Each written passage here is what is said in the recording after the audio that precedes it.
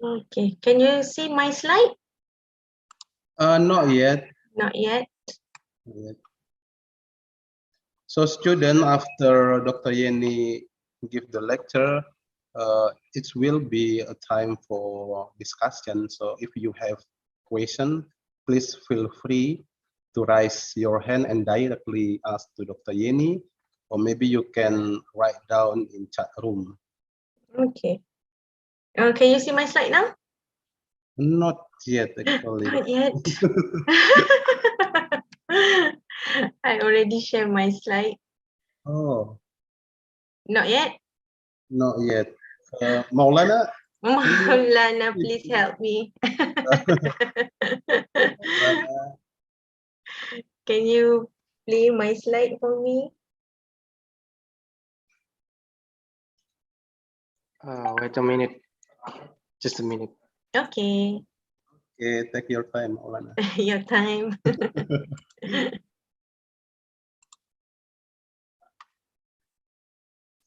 Dr. Yani, how is KL now? Hot.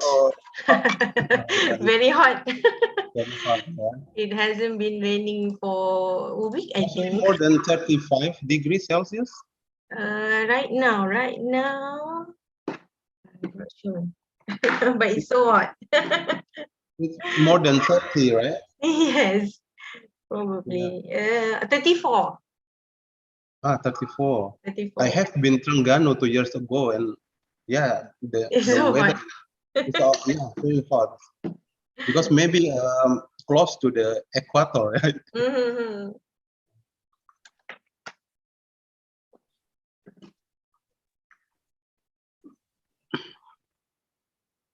How's the weather in Malang? Hot? Raining? Yeah, recently getting hotter. Okay. Yeah. But it's going to be monsoon soon. Yeah. In November in Terengganu. But actually Malang is in average maybe around 25. 25 October. 30. Oh. Until 30 years.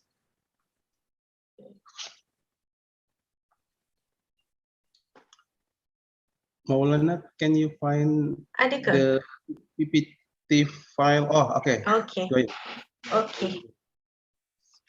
Okay, Assalamualaikum everyone. So today my lecture will be on instruments, data and methods in fisheries oceanography. Okay.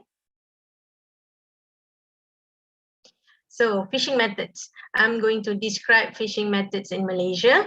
So fishing methods practice, which include spinning, floating purseines, gill netting, and hook and line. So however, among all these methods, only purseines, gill net, and hook and line are the most commonly used.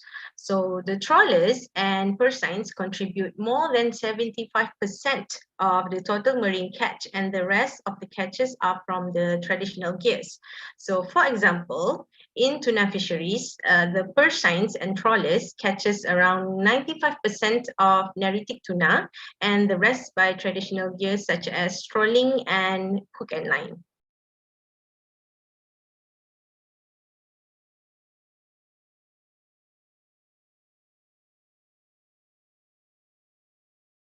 Maulana boleh next?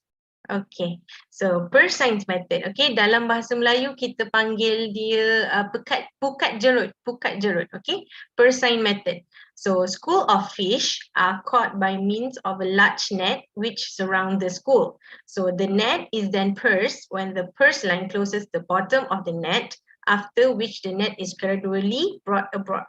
So if you can see, we have the floating line, which we call it as fish aggregation device, or FAD. So the fish are then lifted out of the net using mechanical grabs. So the purseine usually have drifting fish aggregation device. So typically, these are bamboo rafts under where the fish tend to congregate. So ikan akan berkumpul di dalam kawasan FAD tu. Okay, and they may be monitored remotely from the fishing vessel. So the purse signs is shot around the FAD, which increases the capture. So biasanya method bagi purse signs ni kita akan tangkap seperti ikan tuna and other species yang in large school. And biasanya it's for processing, that is canning process. Maksudnya masuk dalam can macam sardine or mackerel and tuna, something like that. Okay. So gill netting. So gill netting is a common fishing method used by commercial and artisanal fishermen of all the oceans and in some freshwater and estuary areas. So gill nets are vertical panels of netting normally set in straight line. So fish may be caught by gill net in 3 ways. Ada 3 cara ikan akan tertangkap menggunakan gill net ni. So yang pertama wedge, which held by the mesh around the body, and second gilled, held by mesh slipping behind the opercula, and third tangled, held by teeth, spines, maxillaries, or other protrusions without the body penetrating the mesh. So gill nets are so effective that they use it closely monitored and regulated by fisheries management and enforcement agency. So mesh size untuk gill net dan depth closely regulated to reduce bycatch of non-target species. So gill nets have a high degree of size selectivity. So compare gill net dengan purse seines, kalau dalam kumpulan ikan yang besar, kadang-kadang kita akan tertangkap sekali dengan non-target species. What is non-target species? Non-target species ni seperti sharks, or dolphin, or sometimes turtle. Okay, so kalau kita guna gill net, jadi this method is particularly has an extremely low incidence of catching non-target species compared to purse seines tadi. So and then we have hook and line. So hook and line is a fishing line, is a cord used or made for angling. So the hook is usually attached to a fishing line and the line is often attached to a fishing rod. So fishing rods are usually fitted with fishing reels that functions as a mechanism for storing, retrieving, and paying out the line. So the hook itself can be dressed with bait. Kita pakai umpan, which is designed to attract fish attention. So a bite indicator such as float is sometimes used. So angling is a principal method for sports fishing, but commercial fisheries also use angling methods. So in many parts of the world, size limit apply to certain species, meaning fish below or above a certain size must by law be released. So ikan yang terlalu kecil atau terlalu besar, kita akan lepaskan. Okay. So and then kita akan describe multi-sensor satellite and fisheries data, statistical model, and marine GIS to detect habitat preferences of the pelagic fishes. So this is a case study of applications of fisheries oceanography. So introductions. Seperti lecture minggu lepas, okay, we already described that fishing grounds are still determined by traditional hunting methods. So based on repeated experience as well as gathering information from fellow fishermen. On the other hand, spatial structure and distributions of the pelagic species is not random. So maksudnya ikan, spatial structure and distribution of pelagic fish ni dia bukan random, okay? So they particularly vulnerable dan changes rapidly dan dia berubah, okay? Sebab laut is very dynamic. So it changes rapidly in accordance with the dynamic environmental factors and global changes. So resulting in distinct distributions and assemblages. So this complexity makes it more difficult for fishermen to determine the fishing ground. So modern fish survey methods have to some extent rendered unnecessary methods for predicting fish distribution and availability on a short period of time. there is not much more effort required to monitor fish temperature, and the results are on entirely different scale of reliability and precision. So the existence of small fish is predictable.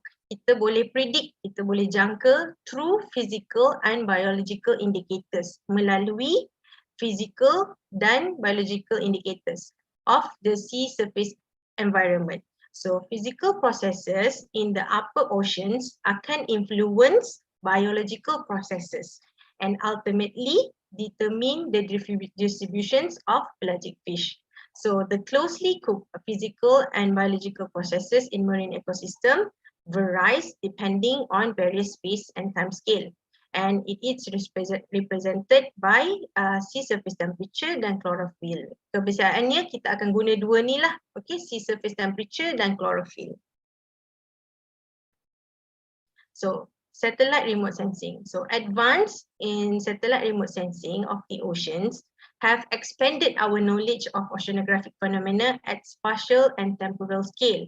Previously kita tak dapat data ni daripada boat atau buoy platform. So sekarang ni kita dah ada remote sensing. So remote sensing data used in oceanographic work is mainly from SST, ocean color and ocean altimetry.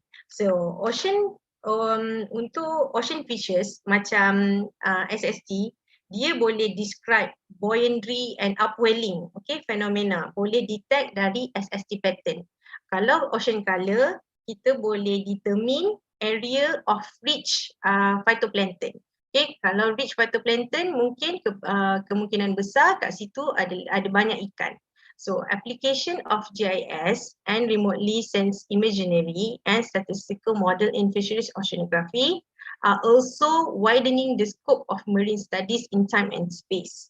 So GIS, which widely developed for land-based applications, have grown to accommodate oceanographic work by incorporating functions that handle multiple dimensionality and dynamism of marine data. So analysis of remotely sensed data and fisheries data under GIS environment have facilitated elucidations of fundamental relationship between marine biota and their oceanic environment.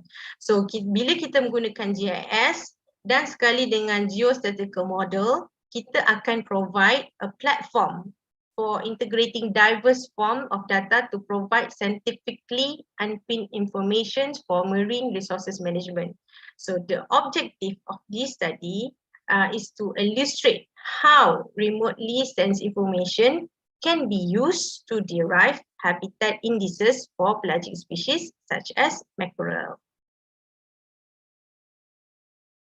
Okay, contoh kita ambil contoh satu jenis ikan.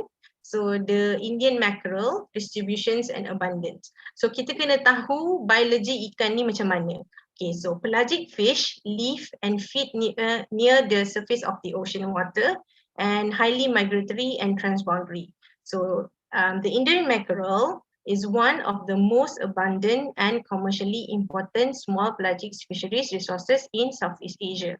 So Arcanagurta is a highly migratory epipelagic fish. So ikan kembung ni dia migrate, okay? So this species is a surface feeder which preys primarily on phytoplankton and zooplankton and school by size. Okay, the schooling indicates the presence of a large number of fish, which will be good fishing ground for fishing activities. Okay, selepas kita tahu biologi ikan, we must also know the study area. Kita kena tahu kawasan yang kita nak study tu. Okay, contoh di sini ada dua. Okay, ikan yang sama tapi di kawasan yang berbeza. Okay, satu the epipelagic water of spermid. So one of the largest contributors of fisheries productions in Indonesia, and this area is located at the southern part of the Makassar Straits, which is strongly influenced by the Asian Australian monsoon. And area ni juga is the main pathway of mean flow between the Pacific Oceans and the Indian Oceans, known as the Indonesian Through Flow. So atau kita panggil dia ITF. So interaction between the monsoon and the ITF affects the current circulation system, heat transport, tidal mixing, will induce upwelling and downwelling, the environmental variability of chlorophyll concentration, SST, and salinity of the area. Okay, on the other hand, we have Malaysian Exclusive Economic Zone of South China Sea. So the EEZ is part of the South China Sea and also influenced by the East Asian monsoon system. So di sini the EEZ monsoon wind play a great role in the seasonal monsoon that occur annually in this area, which is southwest monsoon, northwest monsoon, and the transition monsoon. So this monsoon ini karakteristik dia akan influence oceanographic processes, thereby affecting fish captured and landing in this region. Okay, data GIS. Data GIS ada dua. Okay, there's two types. One, kita panggil dia vector, and the second one kita panggil dia raster. Okay, vector data are data types that represent real world features as point. Contohnya macam fishing location atau bangunan. And then we have lines, seperti contoh a contour or road. Lepas tu kita ada polygons, a marine protected area or car park. Okay, for raster data, dia represent real world features as grids. So which store values that are used to interpret the real world features. Contohnya macam SST, chlorophyll, SSH. Itu data raster. Kalau data tangkapan ikan, fishing location, itu data vector. Okay, so both data formats are useful in a GIS in different scenarios, and it is important to point out the differences so as to make their usage in subsequent sections convenient. Okay, ada beberapa proses, okay, untuk kita hasilkan map untuk fishing ground. Okay, there are several types of image processors and GIS software available that can be used to analyze remotely sensed oceanographic data. Okay, there are commercial while others are downloaded freely from internet. Contohnya macam ArcGIS, Erdas Imagine, Idrisi are some of the commercially available software. Kalau generic mapping tools, GMT, CDAS and GRASS are freely available for download from the internet. So daripada sini kita nampak, okay, data yang pertama kita perlu ada data perikanan. We need to have fishing location. Lepas tu kita perlu ada data remote sensing. Dan data remote sensing ni kita akan extract menggunakan GIS. Okay, kemudian kita akan import data-data ni masuk ke dalam R software. Dekat sini kita akan buat statistical analysis. So kita akan analysis model, from there dia akan hasilkan satu algorithm which taburan akan ditentukan. Distributions of the fish will be determined dan kemudian kita akan dapat indeks kesesuaian dan juga pemetaan habitat di GIS. Okay, untuk fisheries data, apa yang perlu ada dalam fisheries data? So, fisheries data are useful mainly for indicating occurrence and abundance of a species in a certain area. So, fishery data and satellite-based chlorophyll and SST oceanographic data for a certain period of time were used in this study. So, a sample of fisheries environment data showing the spatial information. Kita perlu ada spatial information iaitu longitude, latitude. Kita kena ada tu. And then we're going to have temporal information.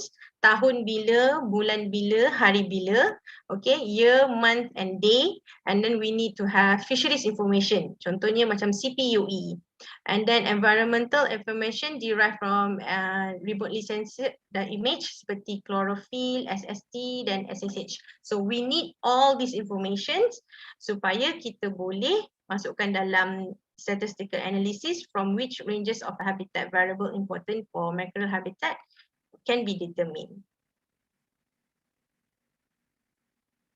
So, remotely sensed environmental data. So, kita akan guna 3 type of data. Contohnya macam SST, chlorophyll and SSH. So, each of these variables can be important indicators of the habitat of pelagic species. So, there are different ways of analyzing satellite datasets given their spatial and temporal resolutions. So considering the temporal scale, one way would be to use the individual satellite passes for a certain variable, which can differ from hours to days depending on the repeat cycle. Another way would be to work with temporally averaged data, either daily, 3 days, 7 days, 8 days, or monthly, depending on the objective of the work at hand. So data averaging is commonly used to minimize instances of missing data due to weather conditions seperti clouds of rain or instrument malfunction. Contohnya macam kalau data SST hari ini, data daily, mungkin akan ada data yang tak ada, missing data seperti sebab contohnya hujan atau cloud cover. Jadi kalau kita ambil data average, temporarily average data 3 hari, 7 hari, 8 hari atau sebulan, kita akan dapat data yang lebih banyak lah. Okay, so dia bergantung kepada objektif yang kita nak capai. Okay. So contohnya, kalau kita guna remotely sense grid SST and chlorophyll daripada MODIS, contoh di sini kita ambil daily, level 1, 1 km SST and chlorophyll were obtained from the Ocean Color website. Kita boleh dapat data ni daripada website Ocean Color. Dan kemudian kita akan proses, okay, CDAS version 6.1 were used to extract and process the satellite data. So the data were then subset accordingly to the study area using ERDAS Imagine version 10. So meanwhile, daily SST was downloaded from NOAA CoastWatch. Okay, so the data untuk SSH kita akan dapat dari Aviso. So resolutions untuk SSH adalah 0.25. So dia tak sama dengan resolution untuk SST dengan chlorophyll. So apa yang kita perlu buat, kita kena resampling the image resolutions in an important steps, especially in cases where the data sets is used have different spatial resolutions. So by harmonizing the resolutions before analyzing the data, further ensure that the pixel values of all image have same dimensions. Maksudnya penting untuk kita dapatkan pixel yang sama untuk setiap environmental data yang kita guna, satellite data yang kita guna. Okay. So thermal and ocean color fronts, mesoscale phenomena such as warm and cold core eddies and ocean currents are key features that determine the distributions of pelagic fish. So since the advancement of ocean satellite remote sensing, it is possible to monitor the development of these fishes at relatively large spatial scale and hence assess their effect on fish habitats. So information from such study has had applications in operational fisheries oceanography and marine resource conservation. So to enhance our understanding of satellite image interpretation in relation to fish ecology, we will first consider one set of 3 images, SST, chlorophyll and SSH, each of which overlaid with daily resolved fishing locations. So kita ada data SST kan. Okay, so data SST tu nanti kita akan overlay dengan fishing locations. So and then data ni kita akan color coded. Contohnya macam color SST, we color coded it from blue to red. Okay, gambar yang bawah sekali kalau kita nampak. So the red represents warm waters and blue shows cold water or lower temperature. And ada titik-titik merah tu, itu adalah fishing location. So bila kita tengok titik tu, dia akan berada pada kawasan yang berwarna biru. Okay, so the same fishing locations are overlaid on chlorophyll. So chlorophyll yang tengah tu ditunjuk blue areas show low chlorophyll waters, while the green to red colors represent relatively high chlorophyll water. So titik merah tu fishing location, kita nampak dia berada di kawasan yang berwarna merah ke kuning. Okay, so dia show to relatively high chlorophyll. Okay, and then yang sama juga kita overlay SSH dengan fishing locations. So di sini SSH data are useful in showing mesoscale variability in the oceans. So these involve the distributions of eddies and surface current. So in this image, area with positive anomalies are shown as green to red. which are likely to indicate presence of worm called AD. So dark blue to purple areas indicate areas with negative anomalies which represent cold core eddies. So biasanya ikan tu dia akan berada di kawasan yang sejuk lah. Okay, cold core eddies. Kalau kita nampak SSH tu, titik tu dia berada di warna biru ke purple. So untuk statistical analysis, lepas kita dah analyze data perikanan, we have data ikan dan data satellite, kita perlu masukkan ke dalam statistical analysis. So the data sample from satellite images can be compiled into a database that describe the conditions where fishing is taking place. So data from such a database can be used to generate models. Daripada data ni kita boleh generate model to provide more information on the habitat of the species in questions. So different type of models can be applied depending on the objective of the work. Okay, statistical apa yang kita nak guna bergantung kepada objektif. Okay, so fish distribution and oceanographic parameters are shown to have a non-linear relationship. Okay, optimum range untuk chlorophyll dan SST, kita akan dapat satu optimum range. So dari optimum range tu, kalau chlorophyll atau SST dia less or higher than the optimal range, it will be demonstrated as less suitable. Maksudnya kalau range itu lebih atau kurang, maksudnya ikan tu tak sesuai di kawasan itu. So statistical modeling have been widely used in describing the relationship between individual species distributions and oceanographic characteristic. Contohnya yang selalu guna adalah generalized linear model, generalized additive model. Tapi kita ada juga machine learning yang baru which kita guna as MaxN, random forest or boosted regression trees.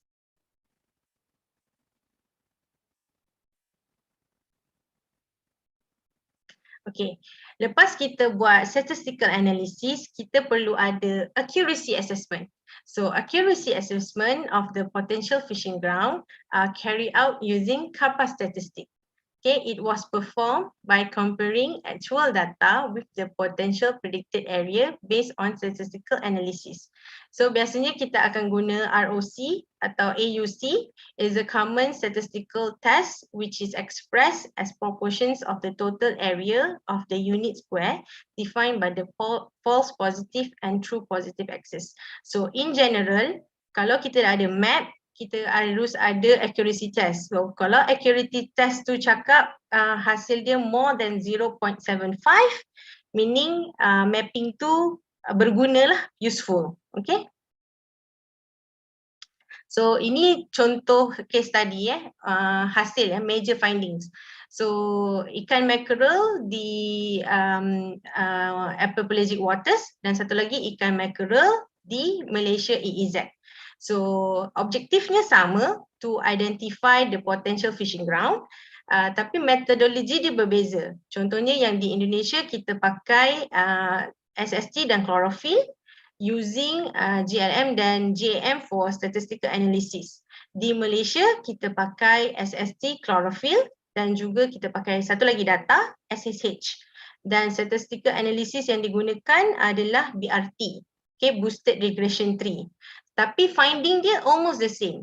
Contohnya di Indonesia didapati R. carnivora was significantly associated with the preferred range chlorophyll at 0.3 to 0.4, SST at 30 ke 31 darjah Celsius. So the potential fishing ground map show the area with high potential catch were located near the coast to offshore.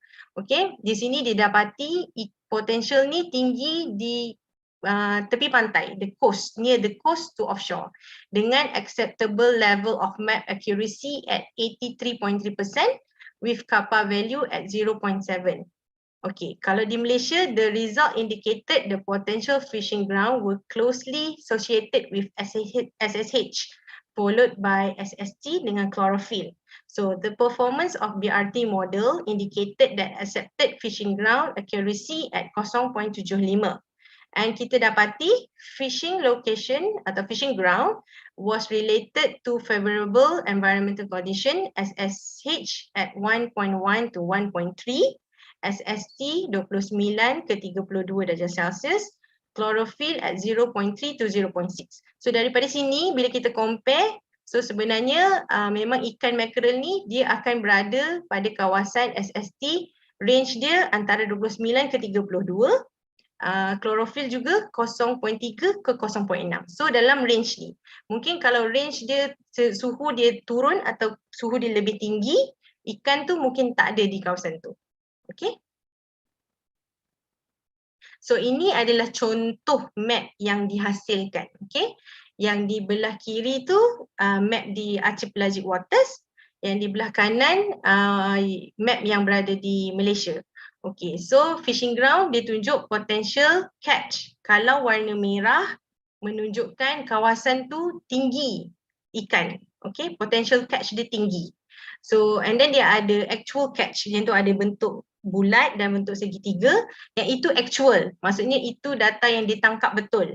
So kita dapati actual kalau yang tinggi adalah bentuk bulat itu akan berada pada kawasan berwarna merah. Okay. Sama juga macam map yang di belah kanan tu, tanda star tu menunjukkan actual fishing ground, tangkapan yang melebihi 200 kg.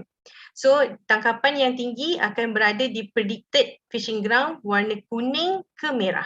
Okay, kalau warna biru maksudnya kawasan tu kurang sesuai untuk ikan. So bila kita tengok color stars tu, dia berada di kawasan yang berwarna kuning kan. So maksudnya mapping tu accurate lah almost. Okay. So yang color putih dia menunjukkan blank areas indicated no data. Maksudnya data tak ada.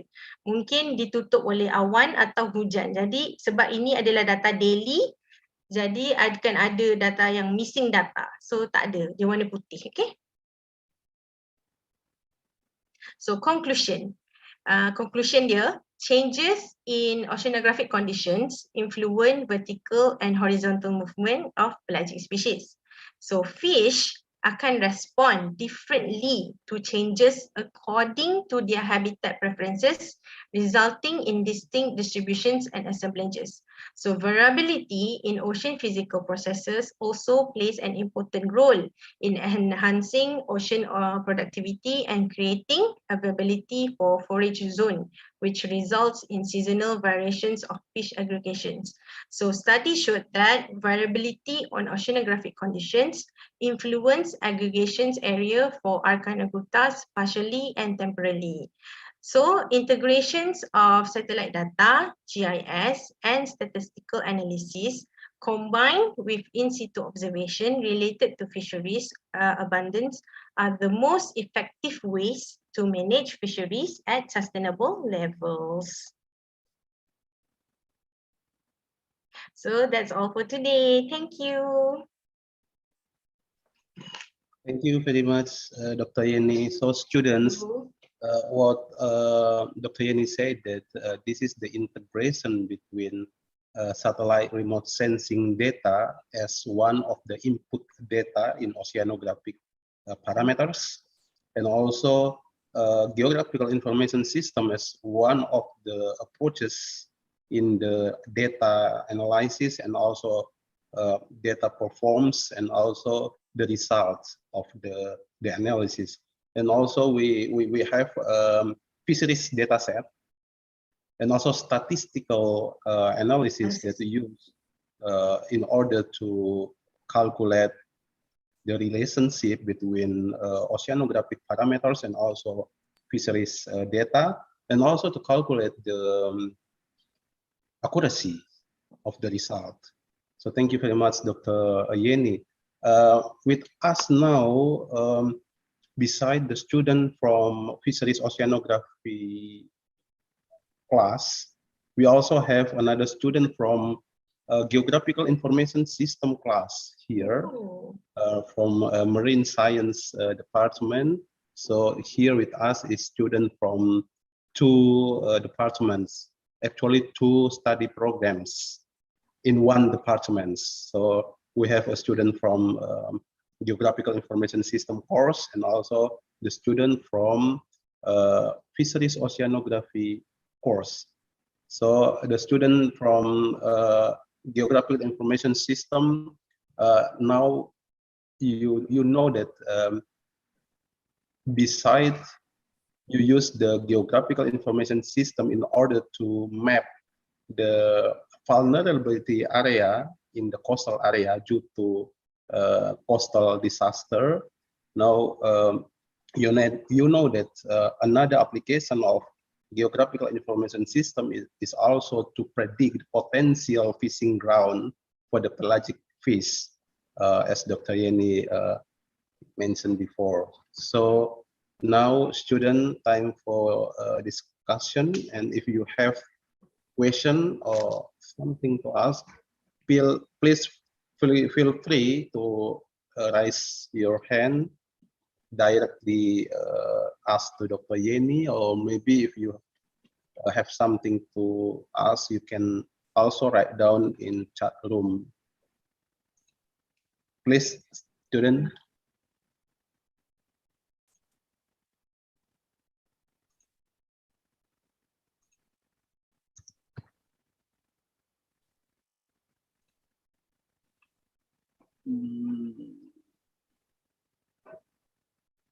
From the class of Geographical Information System, Cecilia Eka, ada pertanyaan? So feel free, you can use bahasa Indonesia or Malay.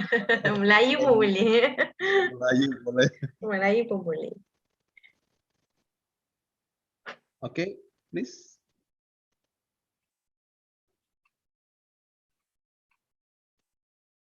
A student from P02, Fisheries Oceanography class.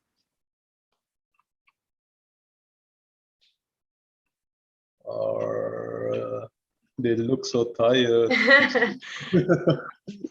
Like yesterday questions kan, ada yang tanya pasal benthic habitats, right? Yeah. So benthic habitats, dia will usually use data from bathymetry, and then they have temperature, of course. They will use dissolved oxygen and pH, and chlorophyll, and types of substrate yang diperlukan for benthic habitats. Yeah. Okay. Thank you very much. And actually, commonly for the pelagic fish, Dr. Yeni, pelagic fish, apakah hanya sea surface temperature and also chlorophyll A saja, instead of SSH, or maybe is there any other oceanographic parameters that can we use to predict the potential fishing ground? SST and chlorophyll is the commonly used. Maksudnya kita guna yang itu kan.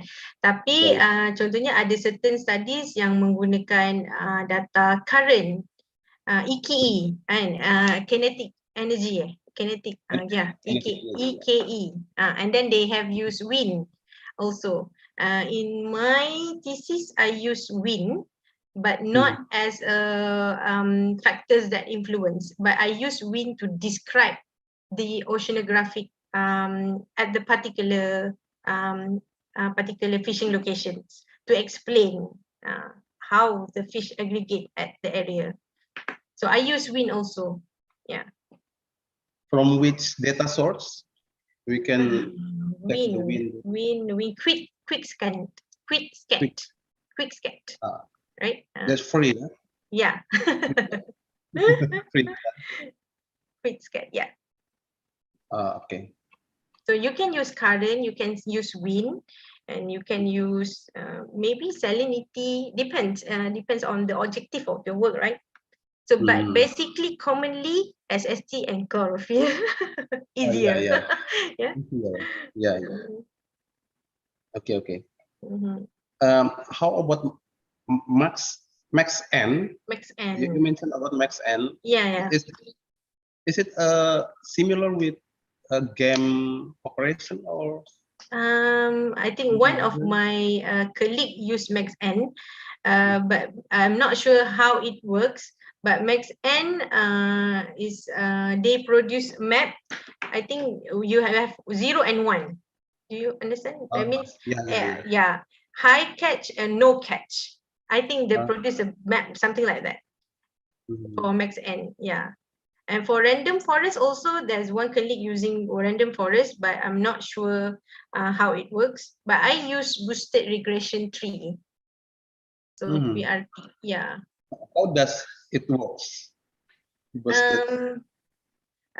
Statistical speaking, I'm Yeah. not sure, but I use our software. So dia keluarkan which factors that influence most, something like that, and then they have like trees, something like trees, something like Yeah. that. Yeah, statistical speaking, I don't understand also. Yeah. Yeah, but it can produce map also. Yeah. So the basic concept is just similar with image classification. Yes, something like that. Like PCA, maybe an advanced. Like PPA. Yes, component analysis, right? So Yeah. from SST to SSH to chlorophyll, which of the factors that influence most? Most. Yeah, most, something like that. Yeah. Okay. We have one student here. Raise hand. Lutfi Ardiansyah. Yes, Okay. I would like to ask the first how to relate SST and chlorophyll to demersal species such as sole, flounder, lobster. Lobster, for lobster. Thank you. Okay, so SST and chlorophyll for lobster, correct? Betul. Mhm. Okay. Yes. So untuk tahu apa optimal range for lobster, so kita perlu buat statistical analysis lah. Okay, so from there kita akan tahu what is the optimal range for lobster. So if contohnya kalau temperature untuk lobster tu tinggi, contohnya macam 30 atau 29, and if the temperature increase, then there will be problem for the lobster. For example, macam yang kita buat, I do my crab analysis kan for ocean acidification, and let's say if we increase the temperature, so the crab will have problems to adapt to high temperature. Yeah. So yeah, same. Almost the same. I'm not sure about the optimal temperature for benting for lobster. Yeah. But Okay. it's basically the same. All organisms have their preferred range of habitat. Yeah. So depend on the species, right? Yes, it depends on the species. Yeah. Thank you very much, Lutfi. It's okay. Thank you, Luffy. Enough. Thank you. Okay. So Dr. Yeni, how about the variability? I mean annual variability. So is it the pattern of the variability of oceanographic parameter is changed every year, or the pattern is similar? For in Malaysia, let's say during dry season or during hot season, the fish high catch prediction catch will occur during October, almost monsoon season. Maybe around that area, that time, we have strong winds and then upwelling occur. So usually on April, October, usually there will be high catch rate in that area. Because it depends on the monsoon system as well. So the wind plays an important role, the current play an important role, right? To control the SST and chlorophyll. That's why we need to know where the upwelling occur. So if there's upwelling, there's probably a lot of fish, right? Okay. So the monsoon season definitely play an important role in determining the variability of the fish. Okay. There is one student direct send a message to me. I will for you, Dr. Yeni. Okay.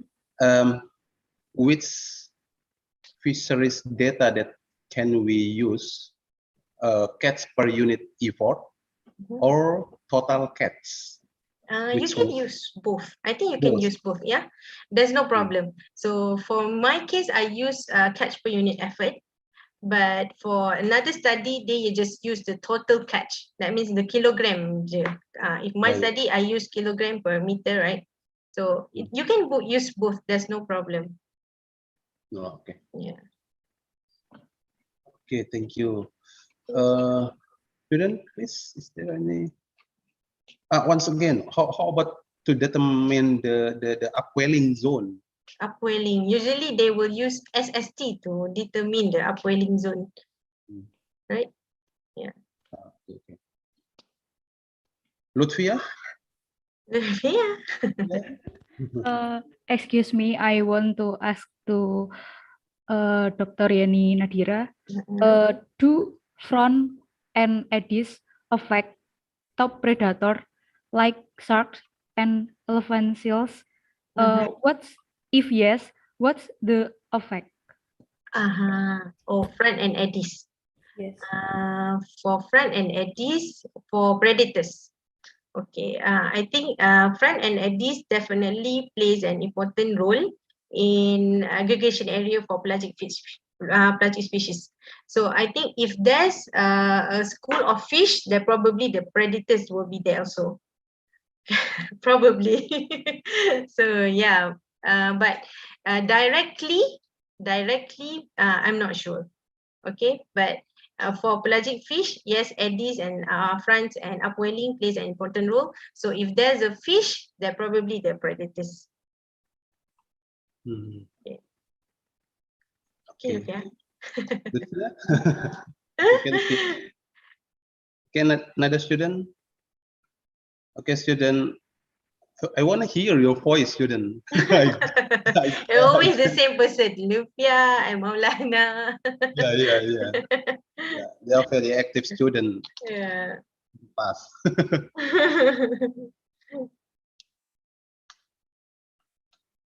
Student, Faras maybe? Can hear my voice, Faras? And usually before we start do our statistical analysis, we need to describe the data, right? We need to explain whether the data is normally distributed or not, right? And then we have to do a few statistical analysis before we determine which statistical analysis to use for modeling habitat, right? So Yeah. for statistical analysis, it's quite hard. Right? We need to know whether the data is normal or not. We need to know the homogeneity. So if student ask about statistical analysis, it will be quite difficult to explain. Yeah. So before we do the statistical analysis for comparing all the parameters, what we do first is to make sure about the distribution of the data. So a lot of steps before we have to make a modeling habitat. Yeah. So Dr. Yeni, next week maybe. Yeah. 20 October. 20 October, yes. And also 21st, yes. Yes. You will give a lecture in the topic of the application, or I'm going to talk about current issues related to fisheries oceanography. For example, like coral bleaching and ocean acidification, climate change, on overfishing, something like that. Yeah. Is it okay? Yes, that's okay. Yes, that's okay. That's important for our student, I think. Okay. Yeah. So students, hari ini kalau saya buat sebuah konklusi gitu ya. I don't have Faras. Okay, Faras. I don't have a question, sir. Oh yeah, yeah. Sometimes this is a common problem over the world. Yeah. During we do our online class, the network connection, the internet connection is very important. So Yes. the student is spread from Aceh to Papua in Indonesia, so the connection is maybe not so similar. Some areas have a big trouble with the internet connection. That's okay, students. But overall, I would like to thank you so much. Today is more than 50 students here. So kalau saya buat simpulannya, teman-teman students yang ada di Geographical Information System class, sebagaimana Dr. Yeni tadi sudah sampaikan bahwa di situ ada spasial analisis spasial. Salah satunya adalah overlay. Kita mengoverlay beberapa data. Ada data itu dalam model vektor, ada data itu dalam model raster. Ya, sebagaimana project di kelas Geographical Information System course, projectnya saat saya memberikan tugas kepada mahasiswa untuk membuat peta kerentanan pesisir terhadap bencana tsunami, mahasiswa melakukan analisis spasial. Salah satu contohnya tadi yang sudah digambarkan oleh Dr. Yeni adalah overlay beberapa data. Ada data vektor, ada data raster. Kalian juga melakukan overlay data itu, tapi datanya berbeda gitu ya. Mungkin resolusi spasialnya juga berbeda. Dan yang penting yang tadi disampaikan Dr. Yeni, please make sure the resolusinya kan berbeda itu. Jadi harus dibuat sama dulu sehingga informasi yang disampaikan juga menjadi punya akurasi. The second one, the student from Fisheries Oceanographic Fisheries Oceanography class. Sebagaimana yang Dr. Yeni tadi sampaikan bahwa saat kita melakukan kajian terkait dengan hubungan oceanografi dengan perikanan sampai menghasilkan model untuk menentukan di mana habitat ikan itu, mungkin ada yang menyebutkan sebagai habitat suitability, gitu. Kita memprediksi kira-kira ini potensi penangkapan ikannya di wilayah mana. Maka yang pertama adalah ada 3 integrasi penting. The first one is make sure about the input data. Hari ini dikenalkan salah satu input datanya adalah data-data oceanografi dari satellite remote sensing. Contohnya adalah sea surface temperature, sea surface chlorophyll A. Kita peroleh dari data remote sensing. Tapi data remote sensing saja tidak cukup. Oke, data remote sensing coverage areanya luas. Resolusi temporalnya tinggi. Tapi kadang tidak menunjukkan kondisi real di lapang, sehingga saat kita melakukan pengujian akurasi, the next data adalah data perikanan, catch per unit effort. Misalkan di mana nelayan menangkap ikan, latitude longitudenya berapa, hasil tangkapannya berapa, bisa jadi komposisi ikannya, spesiesnya apa saja, mungkin bisa sampai ke situ. Kemudian dari 2 data itu, processingnya adalah statistical analysis untuk mencari tahu hubungan antar variabel-variabel itu.